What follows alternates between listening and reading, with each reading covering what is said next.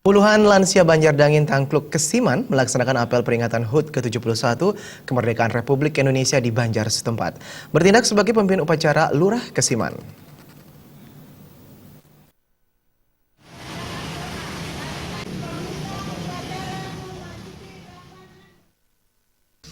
Puluhan lansia Banjardangin Tangkluk terlihat begitu antusias mengikuti apel peringatan HUT ke-71 Kemerdekaan RI.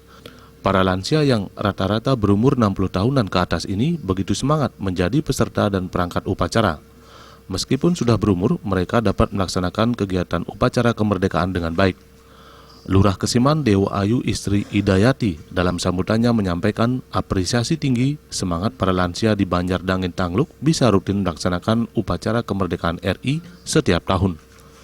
Meski tidak mudah lagi, momen peringatan kemerdekaan RI bisa dijadikan pemicu semangat bagi para lansia untuk terus berkarya yang positif dalam ikut mengabdi membangun NKRI ke depannya.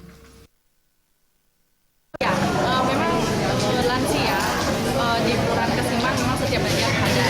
Dan memang satu-satunya lansia sampai saat ini yang sangat aktif selalu melaksanakan memperingati Hari Kemerdekaan dengan upacara bendera 17 Agustus itu adalah lansia di Banjardangin Tangkluk Lurah Kesiman ini.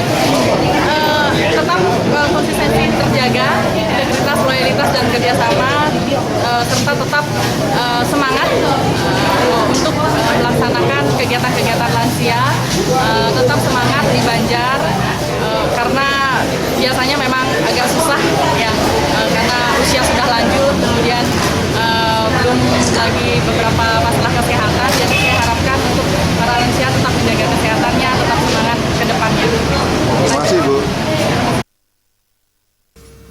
Kedua lansia Banjardangin Tangkluk Kesiman Dewa Gede Putra merasa bahagia dan senang bisa melaksanakan upacara peringatan kemerdekaan RI. Dewa Gede Putra mengatakan kegiatan upacara kemerdekaan RI rutin dilaksanakan setiap tahun oleh para lansia.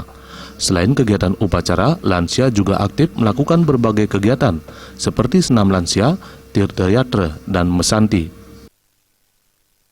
Kita